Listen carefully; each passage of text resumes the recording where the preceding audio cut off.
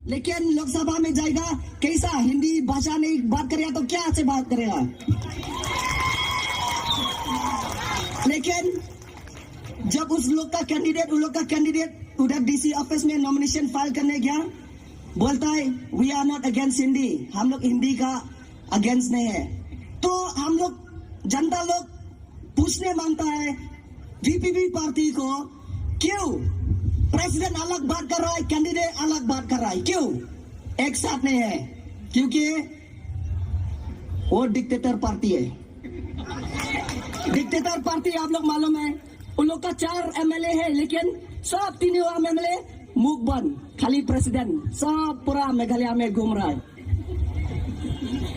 तो इसलिए आप लोग इस बार जितना हम लोग का नॉन ट्राइबल वोटर्स है, आप लोग ख्याल कीजिए, ये कि नहीं आप लोग बुझेगा कांग्रेस पार्टी का जाएगा, नेशनल पार्टी है।